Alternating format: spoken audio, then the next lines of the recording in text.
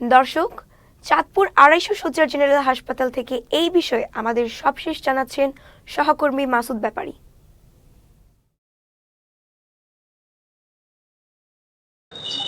জি, ধন্যবাদ আপনাকে।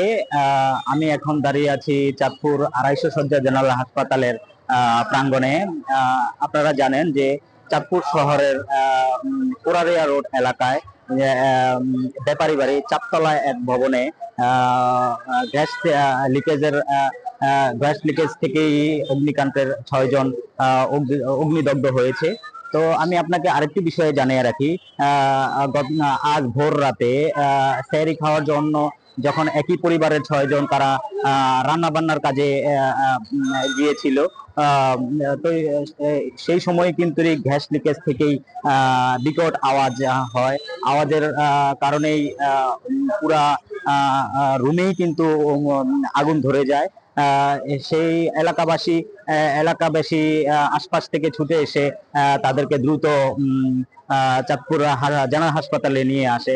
আসলে আমি আপনাকে আরেকটি বিষয়ে জানিয়ে রাখি, তাদের অবস্থা কিন্তু খুবই আশঙ্কাজনক।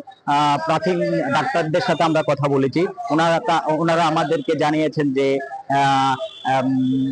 তাদেরকে প্রাথমিক চিকিৎসা দেওয়া হয়েছে। তাদেরকে প্রাথমিক চিকিৎসা দেওয়ার পরেই কিন্তু ৪ জনের অবস্থা খুবই আশঙ্কাজনক ছিল।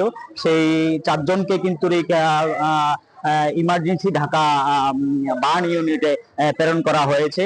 আমি আপনাকে আরেকটু বিষয় জানিয়ে রাখি, যে 2 জন চাঁদপুর জেনারেল হাসপাতালে ছিল, কিছুক্ষণ আগেই কিন্তু ডাক্তার এসে আবার তাদেরকে দেখার পরেই কিন্তু তাদের অবস্থা আরো আশঙ্কাজনক হয়ে পড়ে।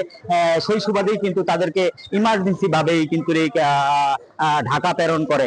তো এই ছিল আমার কাছে চাঁদপুর থেকে সর্বশেষ।